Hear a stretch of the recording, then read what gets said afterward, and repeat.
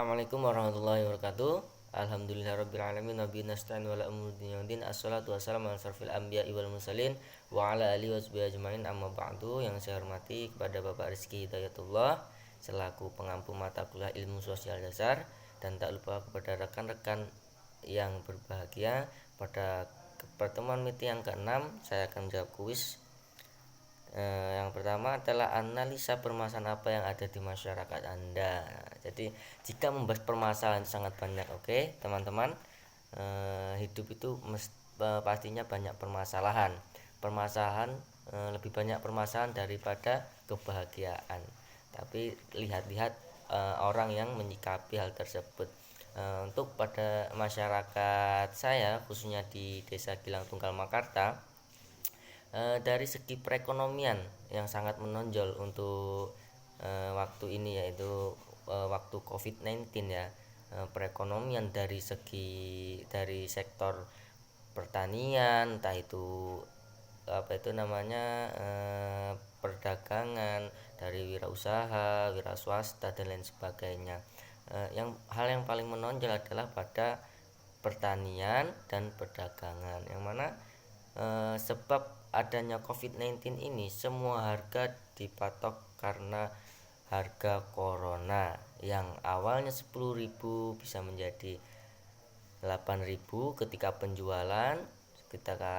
Kita beli barang-barang yang lain dari harga yang biasa menjadi harga yang sangat luar biasa.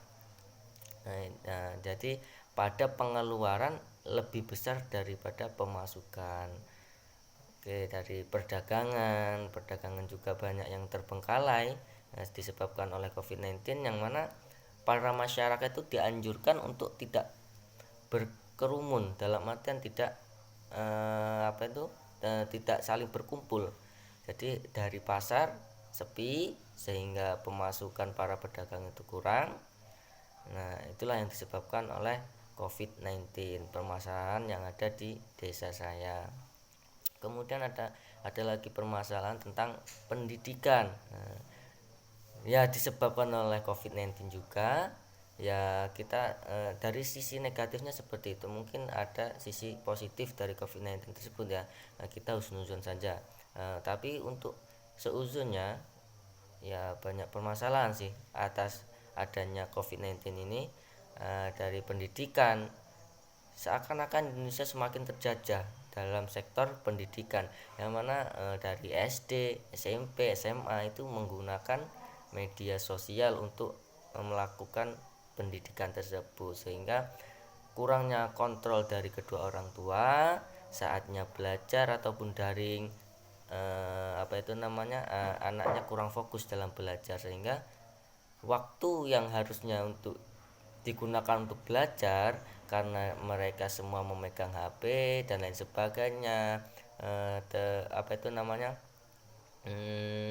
terbawa oleh pergaulan sehingga pendidikannya semakin terganggu.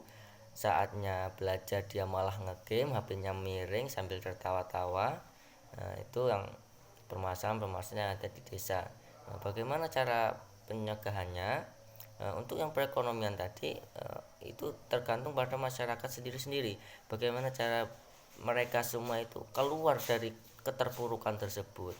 Nah, karena bahwasanya Allah tidak akan merubah suatu kaum apabila kaum itu tidak merubah dirinya sendiri. Jadi ya walaupun keadaan COVID-19 ini ya sekreatif mungkin, ya, kita itu menciptakan hal-hal baru, kita mencari jalan keluar. Bagaimana caranya saya keluar dari keterpurukan ini, bagaimana caranya kita bisa hidup dengan layak, dan bagaimana kita bisa memenuhi pemasukan untuk pengeluaran yang akan terjadi pada kehidupan kita, yang terutama kepala keluarga yang memiliki tanggung jawab untuk membiayai anak-anaknya dan istri-istrinya.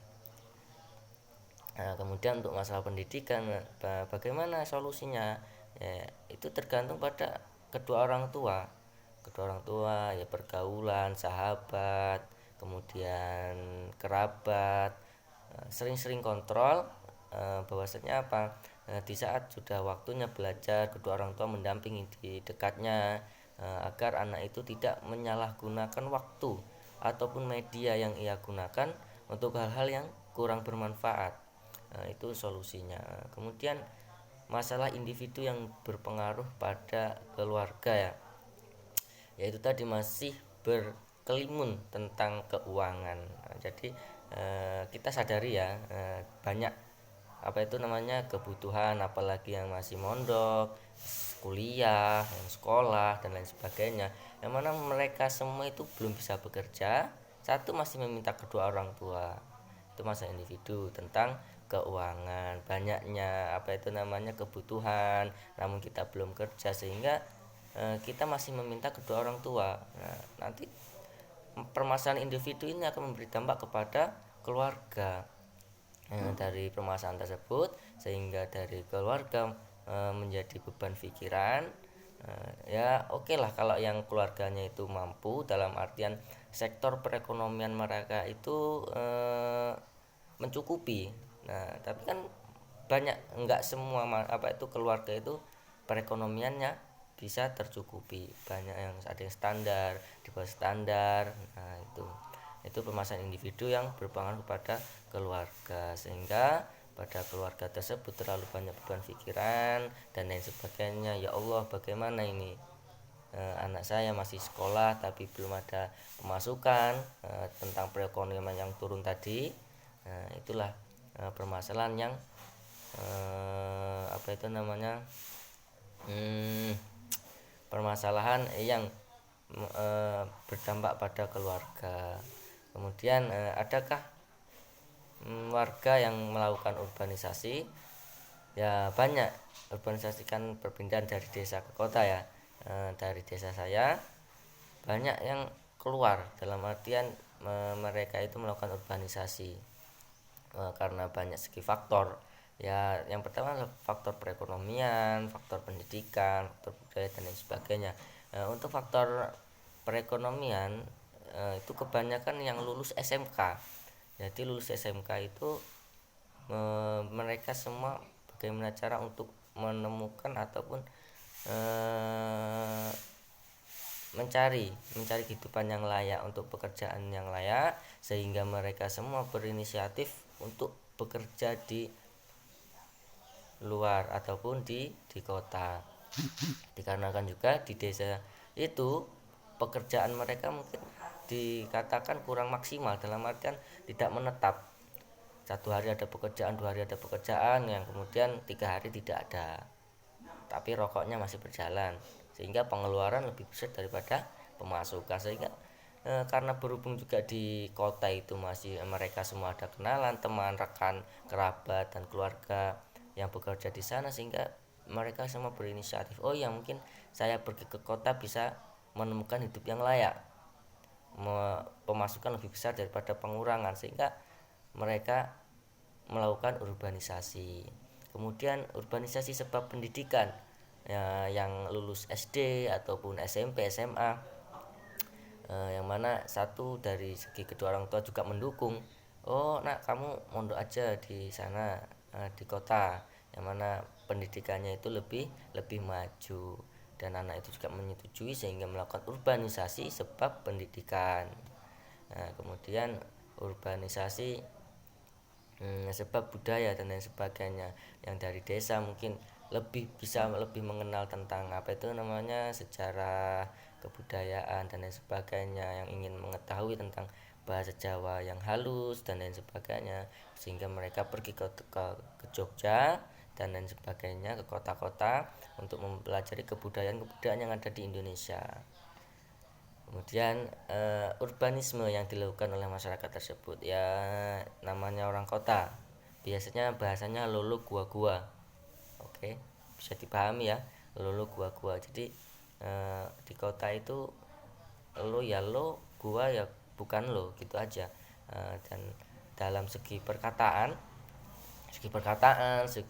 berpenampilan ataupun berpakaian ya pasti berbeda dengan orang-orang desa. Orang-orang desa itu pagi ya biasa pakai kolor, pakai baju kaos, itu udah cukup. Nah mungkin yang di kota beda ya, mungkin sedikit ada kayak sedikit lah koloran tapi sepatuan. Nah, gitu. Kemudian tata cara bicara, sehingga apa itu namanya, dari kota lo gua kan banyak berlaku di kota. Kemudian tapi ya tidak semua loh ya. Hanya beberapa dan sebagian, tidak semua kota itu ya apa itu namanya lulu gua karena kota juga berasal dari desa yang ada ke kota, ya hanya sebagian untuk masalah itu. Kemudian tentang berpenampilan sudah, perkataan sudah, dan cara bergaul, yang mana cara bergaul di kota seperti ini, kemudian mereka pulang ke desanya ataupun ke rumahnya, bergaul dengan teman baru, sehingga pergaulan di kota itu terbawa. Itulah urbanisme, yaitu watak ataupun sifat yang terjadi manusia saat ada di kota. Oke, mungkin cukup sekian dari saya. Banyak kesalahan dalam saya bertutur kata, saya mohon maaf yang sebesar-besarnya. Akhir kalam, Allahumma fiqil aqwamit thoriq. Wassalamualaikum warahmatullahi wabarakatuh.